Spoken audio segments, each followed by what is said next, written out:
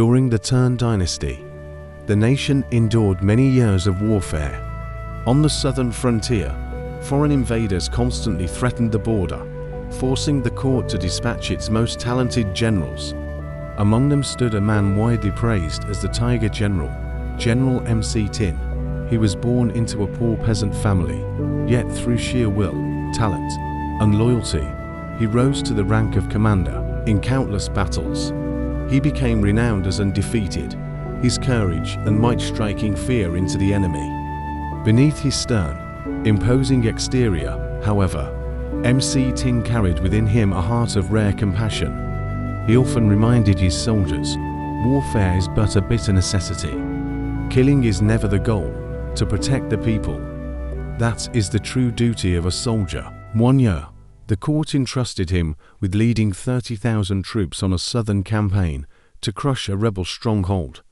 Intelligence revealed that with swift marching, they could strike a sudden blow and destroy the enemy in a single attack. Every moment counted. The army advanced in thunderous formation. Banners fluttered in the wind. Drums beat like rolling thunder, and the pounding of hooves shook the forest path. Suddenly, within a dense jungle, an unusual sight brought the column to a halt. A dark, endless stream cut across the trail. It was an immense swarm of ants, numbering in the millions, migrating in orderly ranks. Ant workers carried gleaming white eggs upon their backs, while soldier ants guarded the flanks. Together, they marched in disciplined order toward a higher mound of earth, as if an entire kingdom was on the move. A deputy general urged impatiently, "General, time waits for no man. Let us march straight through. These insignificant creatures are not worth our concern. Delay may ruin the entire campaign." But Mạc Tín raised his hand, signaling the army to halt. Dismounting, he silently observed the swarm. In the dimming light of dusk, he saw the tiny ants straining under their burdens, yet pressing forward unyieldingly, side by side, for the survival of their kin. In that fleeting moment, he saw the reflection of his own soldiers, men carrying the weight of families, homeland, and kingdom on their shoulders. An anthill, though small, was still a living nation. To trample it thoughtlessly would be an act of cruelty, no different from despising life itself. His voice rang firm and resolute. "Pass the order. The entire army shall march around the hill. Not a single soldier is to set foot upon the ants. Any who disobey shall face military law." The signal drum boomed. The 30,000-strong host slowly diverted its course. Some grumbled under their breath, deeming the command foolish, a waste of precious time. Yet none dared defy the order.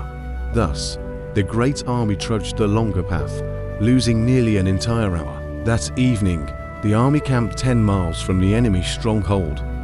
Rows of tents lined the clearing, and torchlight flickered like a sea of stars. Soldiers sharpened blades, polished armor, and tried to rest before the looming battle. Past midnight, as Mạc Tín slept soundly, he suddenly felt his skin crawling with unbearable itching.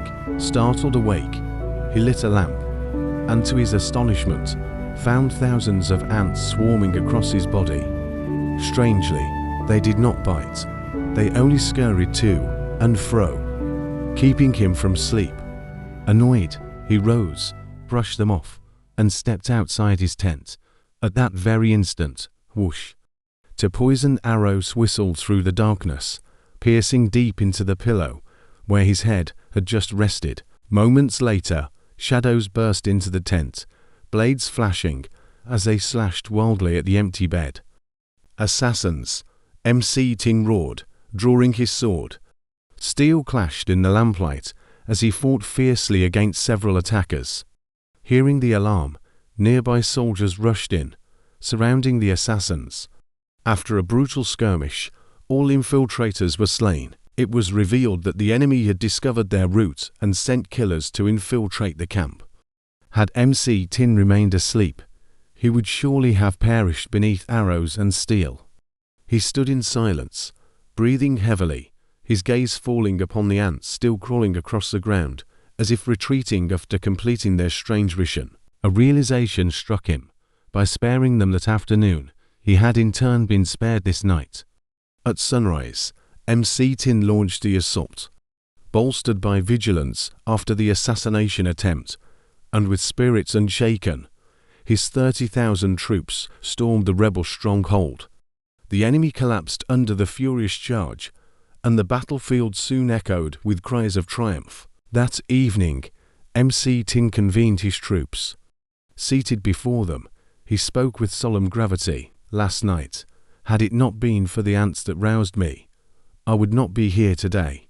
Thus, this victory belongs not to me alone, but also to the humble lives we spared yesterday.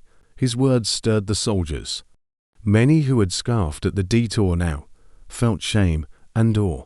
The general continued, "All life under heaven, whether great or small, deserves respect. An anthill defends its king with unity and sacrifice. Should we humans not do the same?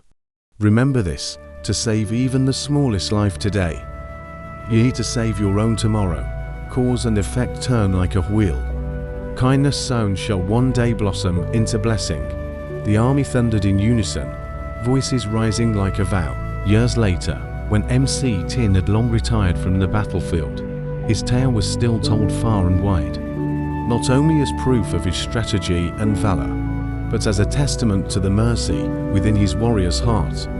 And so the lesson endures through the generations. Compassion knows no measure of high or low, great or small. To spare a tiny life today may be to preserve your own tomorrow. Every story is a seed. When we plant them together, the world will bloom.